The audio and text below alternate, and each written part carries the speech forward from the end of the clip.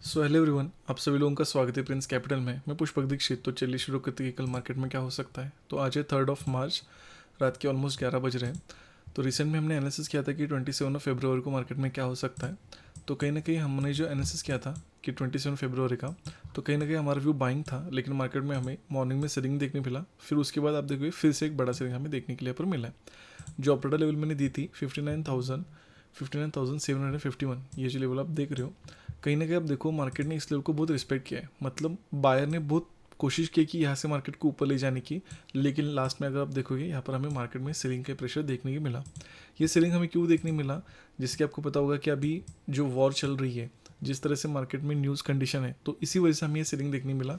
हमेशा याद रखना, जब भी मार्केट में न्यूज़ कोई भी फ्लो हो रही होती है, तो आप कोई भी सेटअप लगा लो, प्राइस एक्शन, प्राइस एनालिसिस, एसएलएनटी, कोई भी लगा लो, मार्केट एज पर न्यूज़ ही रिएक्ट करेगा। तो हमेशा याद रखना, जब भी न्यूज़ होगी मार्केट एज पर न्यूज़ ही रिएक्ट करेगा। अभी देखते हैं कि मार्केट में कैसे काम किया जा सकता है। सबसे पहले मैंने पर्सनल कैसे काम किया।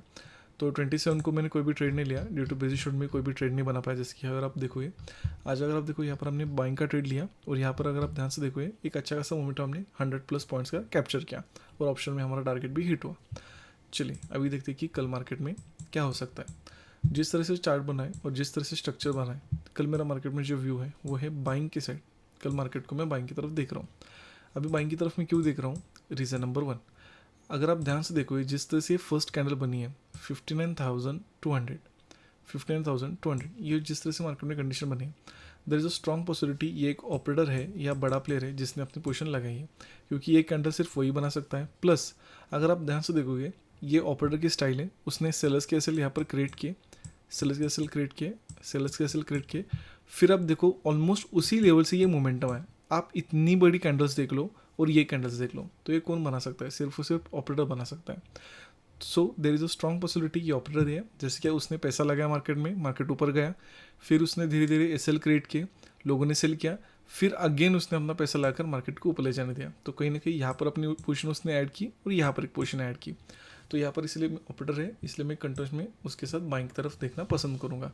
और एक रेफरेंस अगर आप देखोगे, जिस तरह से मार्केट में गैप डाउन हुआ है, क्या मार्केट नीचे आ रहा है, तो यहीं पर ही उसको बहुत अच्छा टाइम है कि वो मार्केट में बाय करे, क्योंकि यही उसके लिए बेस्ट प्लेस होगा। जितना नीचे मिलेगा बाय करने के लिए, उतना ही वो बेनिफिशियल रहेगा। होपफुली आप ये समझ रहे होंगे।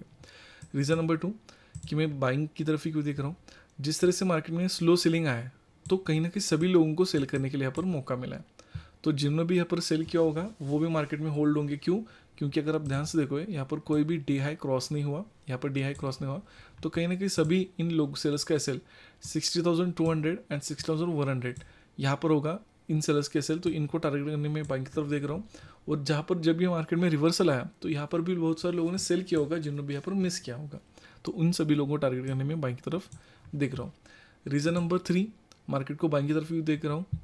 अगर ये मोमेंटम को देख के जिन्होंने भी यहाँ पर बाय किया, सभी लोग इस बाइंग में निकल गए, सभी लोग इस बाइंग में निकल गए, मतलब उनका लॉस हुआ। सेकेंड चीज़, अगर इस मोमेंटम को देखे किसी ने और लोगों ने बाइंग भी किया होगा, तो जिसके आपको पता होगा कि आज हॉलीडे है, मार्केट में हॉलीडे है, कहीं ना कहीं मार्केट में हॉलीडे है, और आपको पता होगा कि न्यूज़ चल रही है, तो कोई भी रिस्क नहीं लेगा, तो किसी ने भी बाइंग की पोजीशन अपनी बनाई नहीं होगी या बड़े क्वांटिटी में बनानी होगी।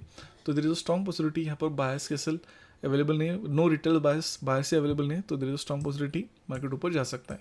और लास्ट 50 मिनट में अगर आप देखोगे, तो कहीं ना कहीं 50 मिनट में अगर मैं रिसेंट का चार्ट आपको दिखाऊं, तो हम फिबोनाची लगाते हैं, swing high to swing low to swing high लगाते हैं। तो अगर आप ध्यान से देखोगे, तो कहीं ना कहीं मार्केट अभी 61% पे है, 61% पे यहाँ से उसने सपोर्ट है कि मोमेंटम क्या है। तो ये लास्ट होप है कि there is a strong possibility यहाँ से मोमेंटम आएगा, अदरवाइज फिर से सेलिंग देखने के लिए पर मिल सकता है। अभी काम कैसे कर सकते हैं, flat gap up and gap down में, flat gap up and gap down में हम बाय कर सकते हैं, लेकिन एक सेटअप चाहिए, उसके साथ ही हम बाय करेंगे।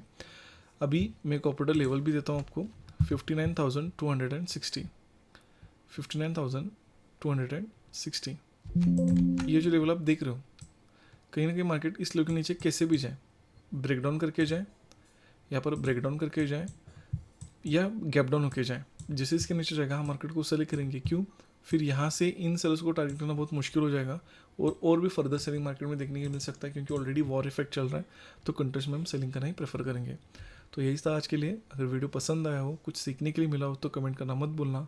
थैंक्स फॉर वॉचिंग, हम मिलते हैं नेक्स्ट वीडियो में।